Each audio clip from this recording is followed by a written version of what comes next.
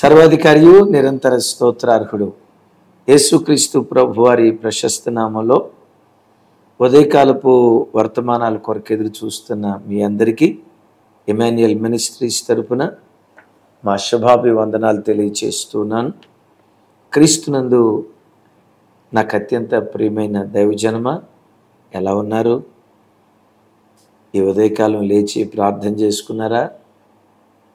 గడిచిన రాత్రి కుటుంబంలో కుటుంబ ఆరాధన జరిగిందా? దైవజనాంగమా, మన జీవన తొలి సంధ్య దేవునితోనే ఆరంభించుదాం.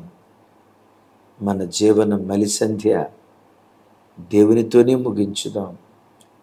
ఈ దైవిక ఆసక్తి ఎప్పటికీ ఎన్నటికీ కోల్పోకండి. మంచిది. ఈ దినం ఓ ప్రత్యేకమైన అంశం మీద దేవుని వాక్యం పంచుకోవాలని పరిశుద్ధాత్మనిచే ప్రేరేపించబడి ఈ అంశం మీద మీకు వర్తమానం ఇవ్వాలని ఆశపడుతూ ఉన్నాను. చాలామంది అన్నయ్య ఎలక్షన్లు వచ్చినాయి, మే నెల 13వ తారీఖున మనకు ఎలక్షన్స్, ఇటు ఆంధ్ర అటు తెలంగాణ భారతదేశం అంతా ఎలక్షన్స్ జరుగుతున్నాయి. ఏ పార్టీకి ఓటేయమంటారు, మీరు వ్యక్తిగతంగా ఏ పార్టీని ఇష్టపడతారు అని చాలామంది ఫోన్ చేసి అడుగుతూ ఉన్నారు. ఏ పార్టీకి ఓటేయమంటారు అని మెసేజ్ల రూపంలో అనేక మంది అడుగుతున్నటువంటిది. వాస్తవంగా ఈ అంశం మీద నేను అసలు మాట్లాడకూడదు అనుకున్నాను. ఎందుకంటే ఓటు అనేది వ్యక్తిగత హక్కు. పలానా వాళ్ళకు ఓటేయండి, పలానా వాళ్ళకు ఓటేయకూడదు అని మీ జీవితాల మీద మా అజమాయిషి ఉండకూడదు కదా. మా అభిప్రాయం చెప్పడం తప్పేమీ లేదు.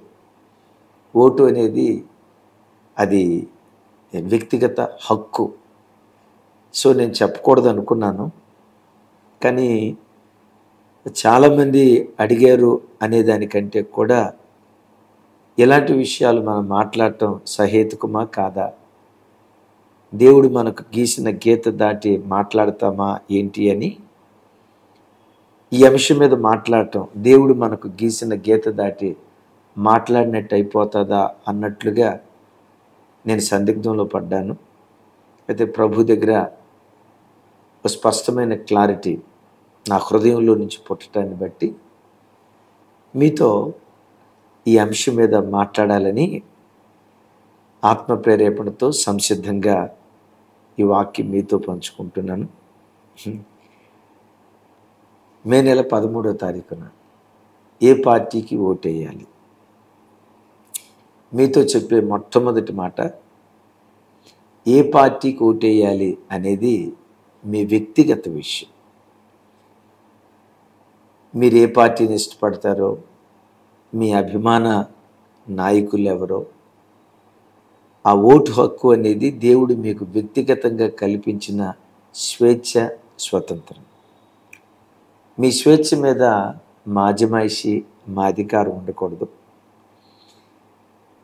మీకు ఎవరికి ఓటేయాలని పరిశుద్ధాత్ముడు ప్రేరేపిస్తారో వారికి స్వేచ్ఛగా, సంతోషంగా ఓటు వేయాలని ప్రేమతో మనవి చేస్తున్నాను. అయితే ఓటు వేసే ముందు కొన్ని మాటలు మీతో పంచుకుంటాను. ఎవరికి ఓటేయటం వాక్యానుసారం, ఓటేసేటప్పుడు మనం పాటించాల్సిన జాగ్రత్తలు ఏంటి? దేవుని బిడ్డలు ఎప్పుడు డబ్బుకు కానీ, కులానికి కానీ, మతానికి కానీ దేవుని బిడ్డలు అమ్ముడు పోకూడదు. కొంతమంది డబ్బుకు అమ్ముడు పోతున్నారు. ఓటుకు 5,000 రూపాయలు, ఈ పార్టీ వాళ్ళ దగ్గర 5,000 తీసుకొని, ఆ పార్టీ వాళ్ళ దగ్గర 5,000 తీసుకొని, ఒక ఇంట్లో 5గురు ఉంటే 50,000 తీసుకొని.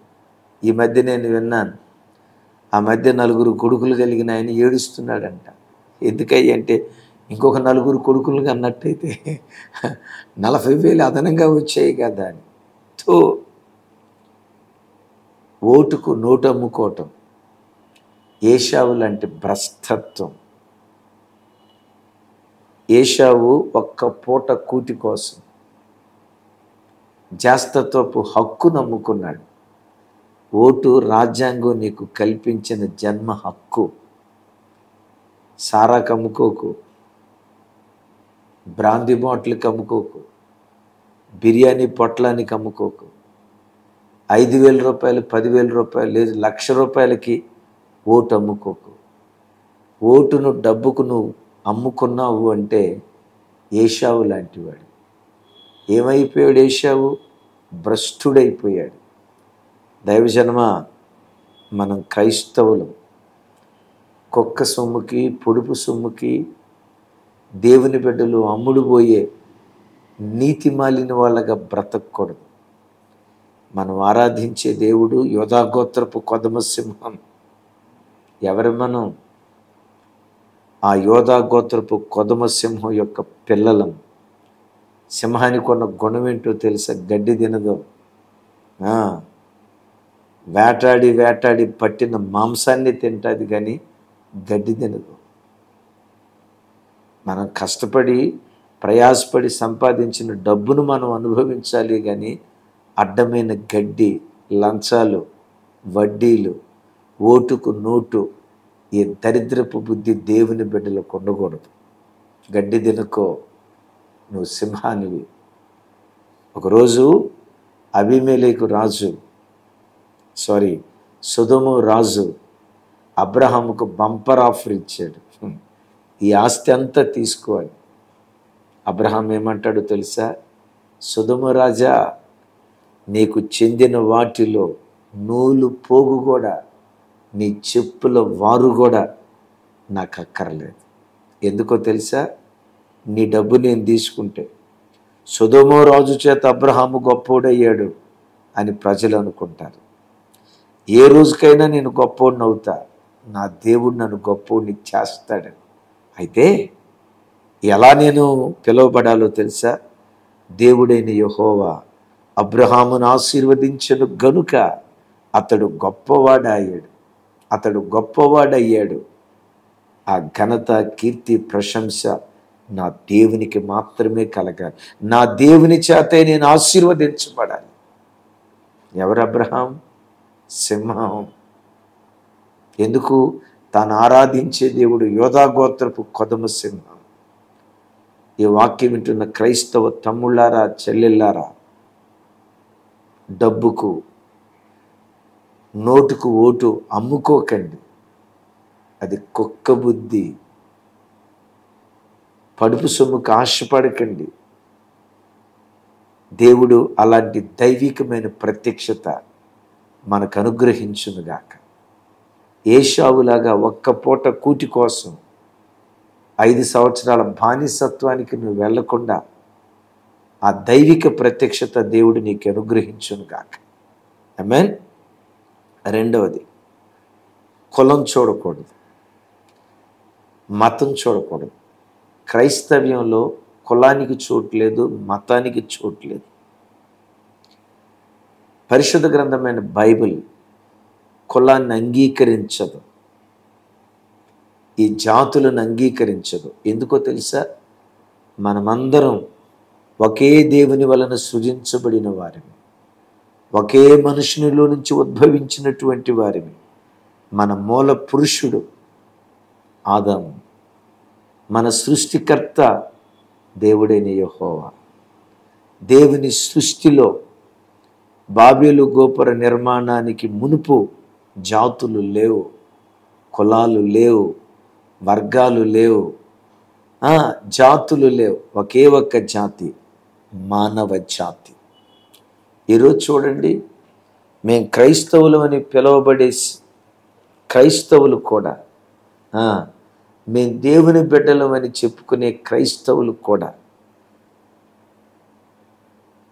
ఆ రాజకీయ నాయకుడు మా కులపోడు, ఈ రాజకీయ నాయకుడు మా కులపోడని ఇన్ని సంవత్సరాల భక్తిని కులం దగ్గర తాకట్టు పెట్టే భ్రష్ట క్రైస్తవులు కొంతమంది ఉన్నారు.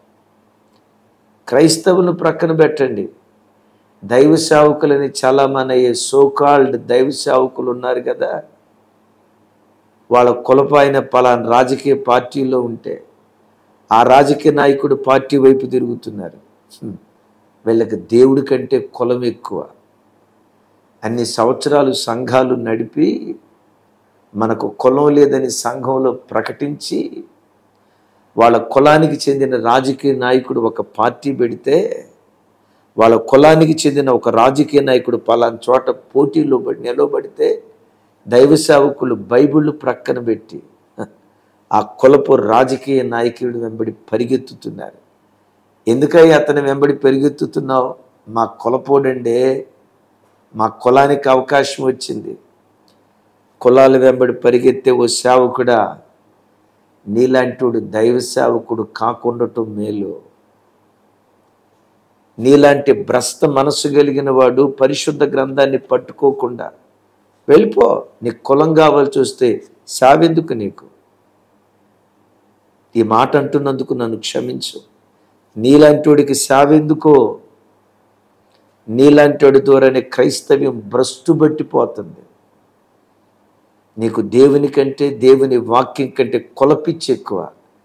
అరే కులాల గురించి మాట్లాడేవాడు దైవ సేవకుడు ఎలా అవుతాడండి? బాబేలు గోపురం దగ్గర ప్రజలు చెదిరిపోతే చెదిరిపోయిన ప్రజలందరినీ సమకూర్చడానికి యేసుక్రీస్తు వారు శిలువ మ్రాను మీద తన ప్రశస్తమైన రక్తాన్ని చిందించారని యోహాను సువార్తలో చూస్తున్నాంగా. యేసుక్రీస్తు వారు పాపిని క్షమించడానికి మాత్రమే కాదు, కులాలుగా, జాతులుగా, మతాలుగా చెదిరిపోయిన ప్రజలను సమకూర్చటానికి యేసుక్రీస్తు వారు తన ప్రశస్తమైన రక్తాన్ని చిందించి మనుషుల మధ్యలో ఉన్న కులపు ప్రాంతీయతత్వపు అడ్డుగోడలను పడగొట్టేశాడు. దేవుడు పడగొట్టిన కుల వ్యవస్థను మరలా నువ్వు తిరిగి కడితే, ఓ భ్రష్టుడైన దైవజనుడా, దేవుడిచ్చిన అభిషేకాన్ని ప్రక్కన పెట్టి కులాల వెంబడి పరిగెత్తుతూ క్రైస్తవ్యానికి మచ్చ తీసుకొని వస్తున్న ఓ దౌర్భాగ్యపు సేవకుడా, నీకు కులం కావాలి చూస్తే బైబిల్ ప్రక్కన పెట్టు, సేవను ప్రక్కన పెట్టు, తిరుగు. రాజకీయాల వెంబడి తిరిగి చాలామంది దైవ సేవకులు భ్రష్టులైపోయినటువంటి వాళ్ళు ఉన్నారు. దైవజనుడు, దేవుని పిల్లలు కులం చూడకూడదు. రైట్? కులం చూడకూడదు, ధనం చూడకూడదు. సరే, ఎవరిని మనం ఎన్నుకోవాలి? అది మీ ఇష్టం. ఎవరికి ఓటేస్తారో, మీకు ఇష్టమైన నాయకుడు ఎవరు, అది మీ వ్యక్తిగత విషయం. కానీ ఆ రాజకీయ పార్టీ ఎలా ఉండాలి, రాజు ఎలా ఉండాలి, వాక్యం ఏమంటుంది బైబిల్లో చూస్తే, వాస్తవంగా ఒక రాజు తన సింహాసనాన్ని, నీతి న్యాయాలు తన సింహాసనానికి ఆధారమై ఉండాలి. దేశాన్ని పరిపాలన చేసే రాజు కానీ, ప్రధాని కానీ, మంత్రి కానీ, ముఖ్యమంత్రులు కానీ నీతి న్యాయాలు కలిగి పరిపాలన చేయాలి. నేను ఎవరికి తీర్పు తెచ్చను. భూతద్దం పట్టుకొని భూతలమంతా వెతికిన నీతి న్యాయాలు కలిగిన రాజకీయ నాయకుడిని ఎక్కడ మనం కనుగొనగలం? ఉన్నారేమో నాకు తెలీదు, కానీ ఎక్కువ శాతం రాజకీయాల్లోకి వచ్చి కోట్లు లక్షల కోట్లు సంపాదించిన వాళ్ళే కదా. నేనంట, ఈ భూమండలం అంతా వెతికిన నీతి న్యాయాలు కలిగిన రాజు ఒకే ఒక్క రాజు. ఆ రాజే మన ఆరాధ్య దైవం, ప్రభు అయిన యేసుక్రీస్తు వారు. ఆమేన్. అందుకనే ఆయన రాజు మాత్రమే కాదు, రాజులకు రాజు, ప్రభువులకు ప్రభు, భూపతులందరికీ అధిపతి. ఈయన లంచము పుచ్చుకొనుడు, దోషిని నిర్దోషిగా, నిర్దోషిని దోషిగా ఎంచడు. నీతి న్యాయములు ఆయన సింహాసనానికి ఆధారం. అంటే మీరు ఇప్పుడు అడగొచ్చు, ఏ రాజు దగ్గర నాకు నీతి న్యాయాలు కనపడలేదు కాబట్టి అంటే ఇంకెవరికి ఓటేయొద్దంటారా అని అంటే, ఆ మాట కూడా నేను అనను. ఓటేయండి, వేయొద్దు, పలానా వాళ్ళకి వేయండి.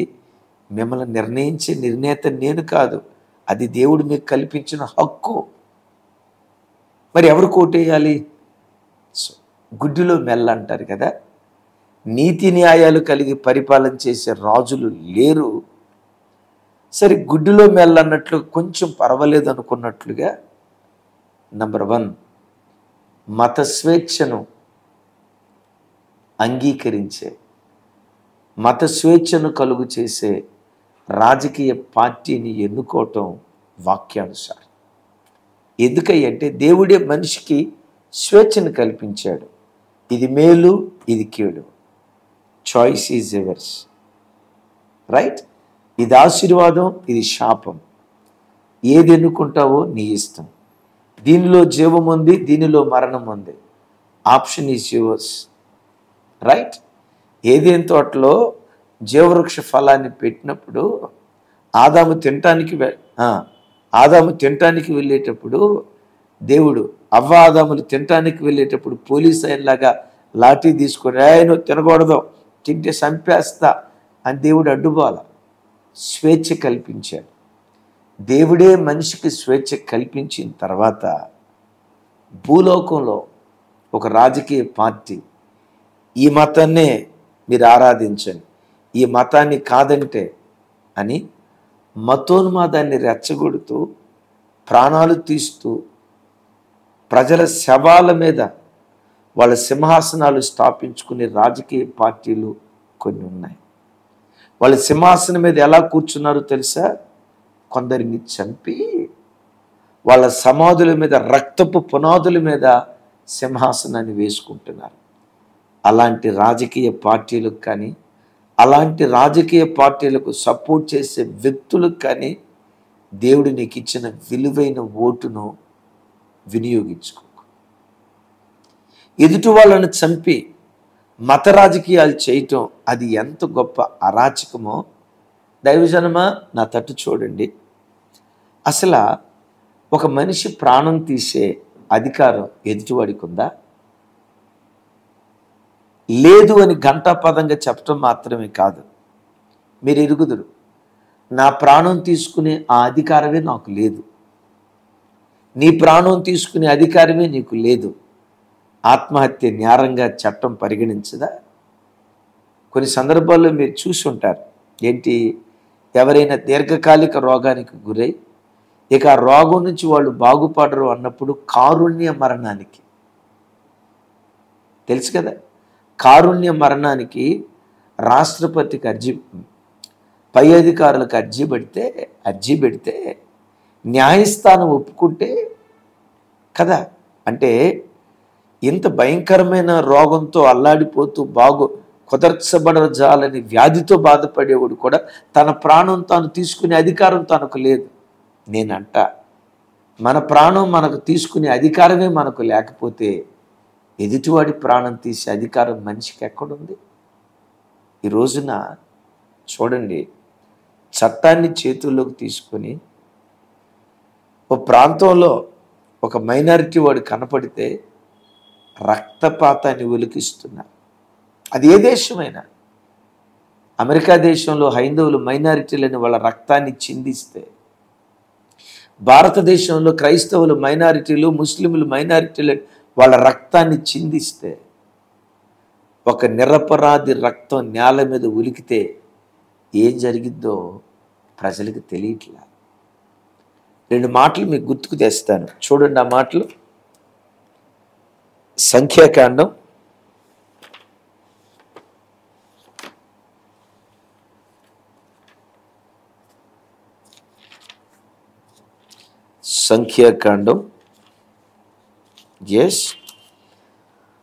35వ అధ్యాయం 33వ వచనం. మీరుండు దేశమును అపవిత్రపరచకూడదు, నరహత్య దేశమును అపవిత్రపరచును కదా. దేశములో చిందిన రక్తము నిమిత్తము చిందించిన వాని రక్తము వలనే ప్రాయశ్చిత్తము కలుగును గాని మరి దేని వలన కలుగదు.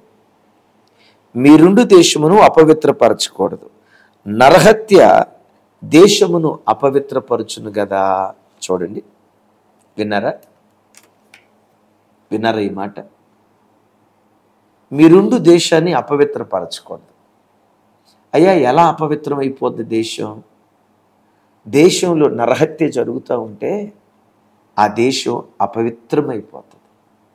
దైవజనమా,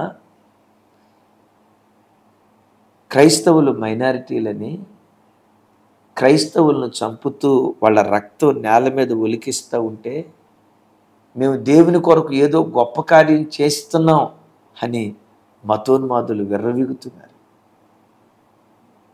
ఈ దేశంలో హిందువులు మైనారిటీలు, వీళ్ళని ఓచుకోత కోద్దాం అని కొంతమంది మహమ్మదీయ సహోదరులు హైందవులను క్రైస్తవులను చంపి జిహాద్ అని ప్రజల రక్తాన్ని నేల మీద ఒలికిస్తున్నారు.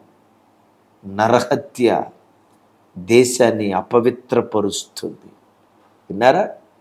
ఎస్, ఈ దేశంలో క్రైస్తవులు మహమ్మదీయులు మైనారిటీలని, క్రైస్తవులు మైనారిటీలను చంపితే, ముస్లిమ్స్ని చంపితే, హైందవ ఆ రక్తం నేల మీద ఒలికితేనట దేశం అపవిత్రమైపోద్దట.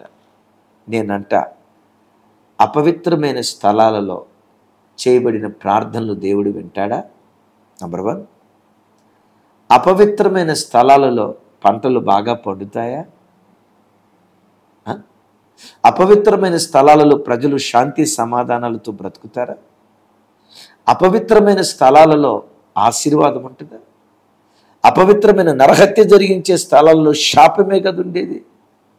దైవజనమ, ఎంతోమంది మనుషుల రక్తాన్ని ఒలికించి వాళ్ళ రక్తాల మీద వీళ్ళు సింహాసనాలు స్థాపించుకుంటున్నారు. కొంతమంది పిచ్చి జనం మా మతం కోసం మేము ఏమైనా చేస్తాం, ఎంతమందినైనా చంపుతామని రక్తాన్ని నేల మీద ఒలికిస్తున్నారు. దేశం శాపగ్రస్తమైపోతుంది. అలా చేసే కదా ఇరాన్, అలా చేసే కదా ఇరాక్ దేశం శ్మశానం అయిపోయింది. అలా దేశమే కదా ఆఫ్ఘనిస్తాన్ దేశం అడుక్కుంటుంది. అలా చేసే కదా పాకిస్తాన్ ఈరోజు పేదరికంలో అల్లాడిపోతుంది. ఆ దేశాలను చూసి భారతీయులారా బుద్ధి తెచ్చుకోవాలి. మనం ఏ మతానికి చెందిన వాడివైనా మతం పేరిట కానీ మరొక పేరిట కానీ మారణకాండ సృష్టించి రక్తం నేల మీద ఒలికిస్తే దేశం మీదకి శాపం రావటం కాదు, చంపిన నీ ఇంటి మీదకి. అక్కడ అంటాడు, వాని రక్తానికి పరిహారం ఏదంటే వాడు చంపాడు గనక చంపిన వాడు చంపబడాలి. చంపబడటం మాత్రమే కాదు, ఒక గొర్రెకు ప్రతిగా 4 గొర్రెలు వధించబడతాయి దేవుని వాక్యం అంటుంది. ఆ ఒక్క బలహీనుడిని చంపితే నీ ఇంట్లో 4 చస్తారు, జాగ్రత్త. 100 మందిని నువ్వు చంపితే నీ దేశంలో నీ ఇంటిలో భార్య విధవరాలైపోతుంది, జాగ్రత్త. పిల్లలు అనాథలైపోతారు, జాగ్రత్త.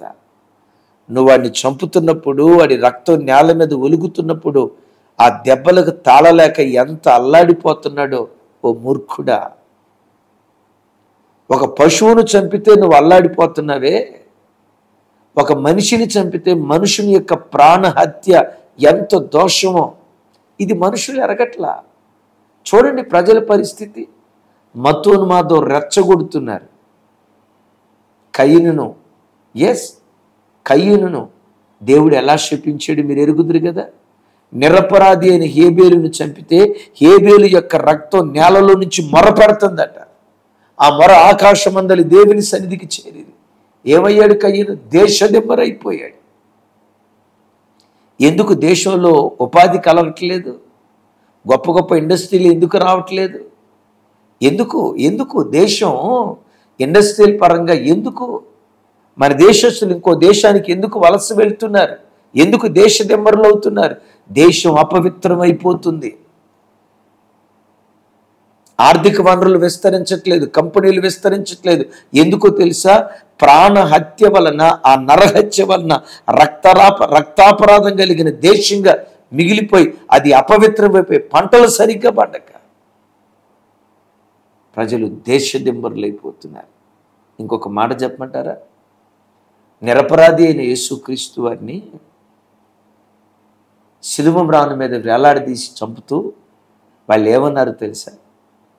పిలాతు అన్నాడు, అయ్యా ఎక్కడ వెతికినా ఈయనలో నాకు దోషం కనపడలేదు, ఈయన నిరపరాధి, ఇదిగో ఈ విషయంలో నేను నిర్దోషి, నేను చేతులు గడుక్కుంటే ఇజ్రాయేలు ప్రజలు అన్నారు, ఈయన రక్తం మా మీద మా పిల్లల మీద ఉండునుగాక అన్నారు. అని తెగించి యేసుక్రీస్తుని చంపారు. యేసయ్య రక్తం నేల మీద ఒలికింది. క్రీస్తు శకం 70వ సంవత్సరంలో ఇశ్రాయేలు దేశం మీదకి టైటస్ అనే రాజు వచ్చాడు. చల్లాచెదురైపోయింది. విచిత్రం తెలుసా? క్రీస్తు శకం 70వ సంవత్సరం నుండి 1948వ సంవత్సరం వరకు విన్నారా? ఆల్మోస్ట్ 1800 సంవత్సరాలకు పైగా ఇశ్రాయేలీలు ప్రపంచ దేశాలకు చల్లాచెదురైపోయారు. చెట్టుకొకరు పుట్టకొకరు అనాథుల్లాగా దిక్కులేనోళ్ళుగా చల్లాచెదురైపోయారు. 1800 సంవత్సరాలకు పైగా. నేనంట ఒక్కడి రక్తమే దేశానికి అంత శాపం తీసుకొస్తే ఈరోజు భారతదేశంలో ఎక్కడైనా చూడండి, హత్య కేసు కూడా లేదు. ఎందుకు? మూకుమ్మడిగా దాడి చేయటం. చంపండి, మీకు బలం ఉంది, చంపండి. అధికారం మీ చేతిలో ఉంది, చంపండి.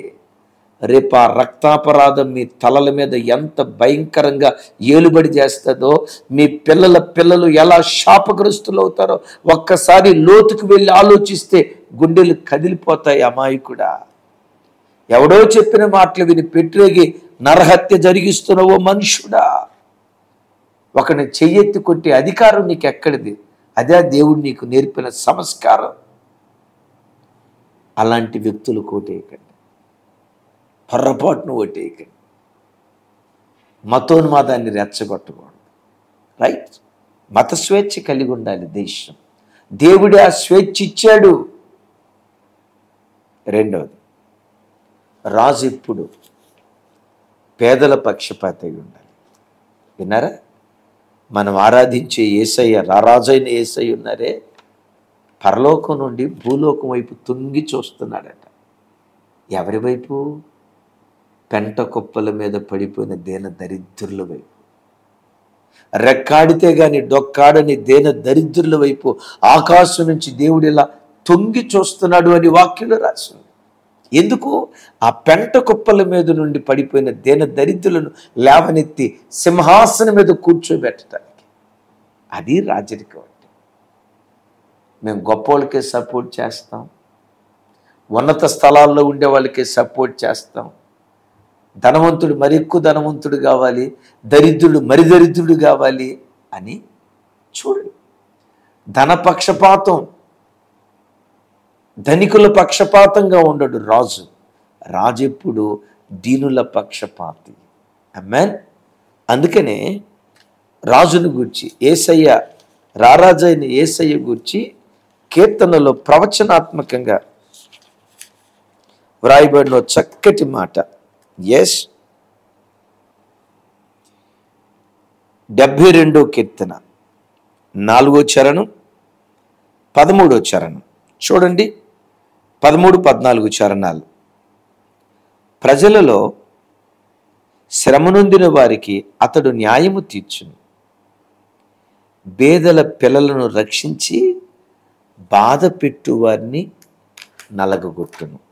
విన్నారా?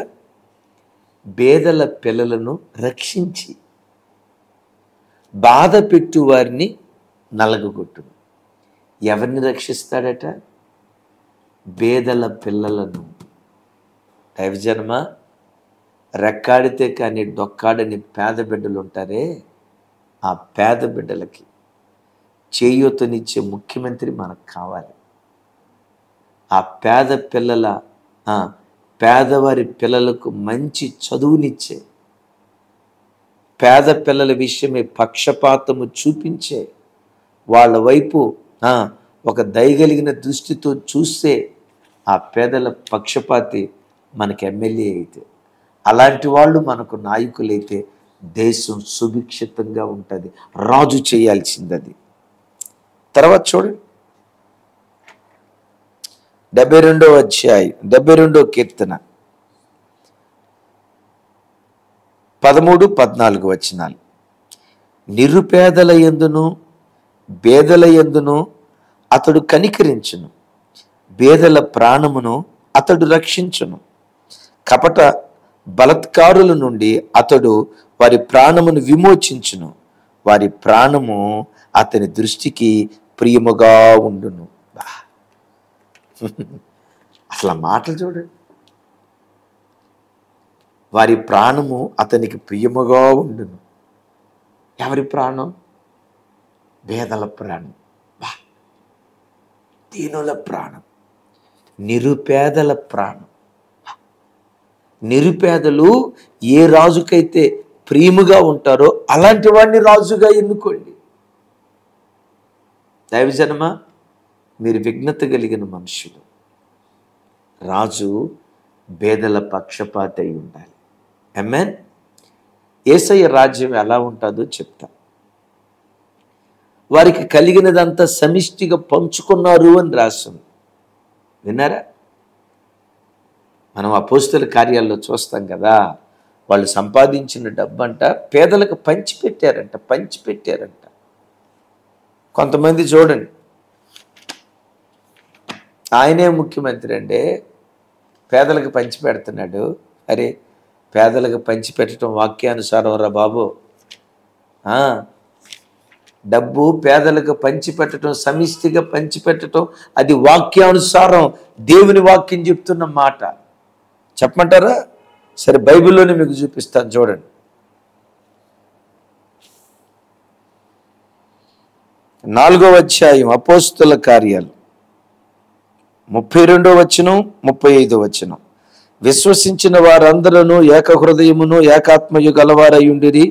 ఎవడునో తన కలిగిన వాటిలో ఏది తనదని అనుకోలేదు. వారికి కలిగినదంతయు వారికి సమిష్టిగా ఉండెను. 35. వారు ప్రతివానికిని వాని అక్కర కొలది పంచి పెట్టిరి కనుక వారిలో ఎవరికిని కొదువ లేకపోయెను. విన్నారా? పంచి పెట్టారంట, ఎవ్వరికి కొదువ లేకపోయిందట.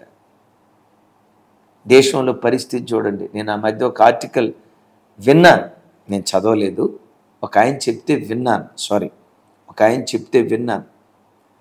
భారతదేశంలో సంపద అంతా 10 మంది చేతిలోనే ఉందట. చూడండి, ఒక ఆయన కోట్ల కోట్ల కోట్ల కోట్ల రూపాయలు భారతదేశానికి కొని అంత స్థాయికి వెళ్ళాడు. రెక్కాడితే కానీ దొక్కాడని పేద స్థితిలో బ్రతుకుతున్న వాళ్ళు ఉన్నారు. ఆ పేదోడికి ఒక 3,000 రూపాయలు ఇస్తే, ఆ పేద విధవరాలకు ఒక 1,500 రూపాయలు ఇస్తే డబ్బును పంచిపెడుతున్నారండి. రేపు మన రాష్ట్రం ఏమైపోద్ది, మన దేశం ఏమైపోద్ది? డబ్బు దోచుకొని కోట్లకు పడగెత్తిన వాడు దేశానికి మేలు చేస్తున్నాడు. చూడండి, ఈ 1,500 రూపాయలు ఇచ్చినందువల్ల దేశానికి నష్టం కలుగుతుందట. చూడండి, ఆర్థిక అసమానతలను ప్రోత్సహించే రాజకీయ పార్టీని మనం ఎన్నుకోకూడదు. సమన్యాయం, పేదలు మొదలుకొని దరిద్రుల వరకు. నేనంట ఇంకొక మాట కూడా, ధనవంతులకి పేదలకి మధ్యలో పెద్ద గ్యాప్ ఉందంటే అది సరైన ఆర్థిక వ్యవస్థ కాదు, అది సరి అయిన పరిపాలన కాదు. ఒక పేదోడు రోజుకొచ్చి 300 సంపాదించడం కష్టమైంది. ఆ కోట్లకు పడగెత్తిన ఆయన రోజుకొచ్చి 300 కోట్లు 3,000 కోట్లు రోజుకొచ్చి సంపాదిస్తున్నాడు. ఇది దేశానికి సుభిక్షతమా? రేపు దేశం కొంతమంది చేతుల్లోకి గుత్తాధిపత్యంగా వెళ్ళిపోద్ది. మరలా ఆ భయానకరమైన రాచరికపు వ్యవస్థ దేశంలోకి వస్తుంది. దైవజనమా, నా చేతులెత్తి జోడించి దండం పెట్టి చెప్తున్నా, డబ్బు కొమ్ముడు పోకండి. రైట్? ఎవరైనా డబ్బు ఇస్తే ఇంకొకసారి మా గడప తొక్కొద్దు. ఇలాంటి కుక్క సొమ్ముకు మేము ఆశపడం. కూటికి పేదోళ్ళమేమో, నీతికి పేదోళ్ళం కాదు. కారణం, మేం క్రైస్తవులం. ఒక క్రైస్తవుడా, నీ గుండెల్లో ఈ రోషం ఉండాలి. కూటికి నువ్వు పేదోడివి అయి ఉండొచ్చు, నీతికి నువ్వు పేదోడివి కాదు. నీతి న్యాయాలలో నువ్వు ఐశ్వర్యవంతుడిగా బ్రతకాలి. 2, కులానికి అమ్ముడు పోకూడదు. అయ్యా, కులం నీ దగ్గర ఉందంటే నువ్వు క్రైస్తవుడివే కాదు. కొంతమంది దైవ సేవకులు వాళ్ళ కులపు రాజకీయ నాయకులు వెంబడి తిరుగుతున్నారు, సంఘాలు నడుపుతున్నారు. ఓ దైవజనుడా, నీకు ఆ పార్టీ కావాలంటే సేవ వదిలిపెట్టు. సేవ కావాలంటే ఈ కులతత్వపు రాజకీయాన్ని వదిలిపెట్టి దేవుని వైపు తిరుగు. మూడవది, మతతత్వాన్ని ప్రోత్సహించకూడదు, స్వేచ్ఛ. నాలుగవది, ఆర్థిక సమానత. విన్నారు కదా, పేదల పక్షపాత అయి ఉండాలి. అలాంటి వ్యక్తులను మనం ఎన్నుకుందాం. అయితే ఒక మాట చెప్పమంటారా, మనం ఎవరు కోటేసినా గెలుపు ఓటములు ఎవరి చేతిలో ఉన్నాయో చెప్పంటారా? దేవుని చేతిలో ఉన్నాయి. హెచ్చించువాడాయనే, తగ్గించువాడాయనే. ఆయన ఒకరిని హెచ్చించును, మరొకరిని తగ్గించును. నీవు ఆరాధించే దేవుడు మానవుల రాజ్యముపై సర్వాధికారం కలిగిన దేవుడు. ఎవరికి అనుగ్రహింప నిశ్చయిస్తాడో వారికే అనుగ్రహిస్తాడు. రెప్పపాటు కాలంలో ప్రజల హృదయాలు ఆయన మార్చగలడు. కానీ నీ మీద నింద పడకూడదు. ఏమని? వాడు డబ్బు కమ్ముడు పోయాడురా, ఆ నింద నీ మీద పడకూడదు. వాడు కులానికి అమ్ముడు పోయాడురా, భక్తిని కులం దగ్గర తాకట్టు పెట్టాడురా, ఈ దౌర్భాగ్యపు మాట నీకు రాకూడదు. అలాంటి విఘ్నతతో ఓటేయండి. కృపా సమాధానములు మనందరికీ దేవుడు అనుగ్రహించును గాక. నిశ్చయంగా రాబోయే ఎలక్షన్స్లో గెలవబోయే ప్రభుత్వం అది దైవ చిత్తానుసారమైనదై ఉండాలి. ఆ పరిపాలనలో ఈ భరత భూమి సస్యశ్యామలంగా శాంతి సమాధానాలతో సుభిక్షితంగా అంతకంతకు వర్ధిల్లుతూ ప్రపంచ దేశాలకు ఇది తలమానికగా మార్చబడునుగాక. ఆమేన్. అట్టి కృపతో ప్రభు మనల్ని స్థిరపరచునుగాక. ఒక చిన్న ప్రార్థన చేస్తాను. తండ్రి, మాతో మీరు మాట్లాడిన మాటలకై స్తోత్రాలు. ఎవరికి ఓటేయాలి మాతో మాట్లాడారు దేవా.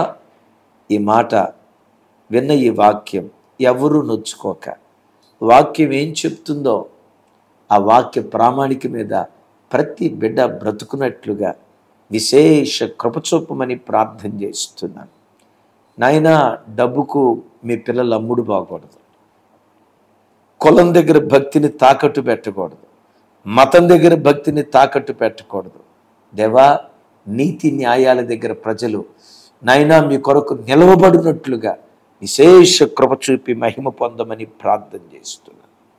నా చేతులెత్తి నీ ప్రజలను దీవిస్తూ సమస్త ఘనత మహిమ ప్రభావాలు మీకే ఆరోపిస్తూ యేసు నామం పేరిట ప్రార్థించి స్తుతించి పొంది ఉన్నాం తండ్రి.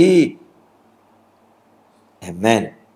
తండ్రి అయిన దేవుని ప్రేమ, కుమారుడైన యేసుక్రీస్తు వారి దివ్య కృప, పరిశుద్ధాత్మ దేవుని సహవాసం మనకు సకల పరిశుద్ధులకు, ప్రత్యేకంగా రాబోయే ఎలక్షన్స్లో మీరు గెలిపించబోయే ప్రభుత్వాలకు సదా తోడయుండి నడిపించునుగాక. ఆమేన్. Thank you.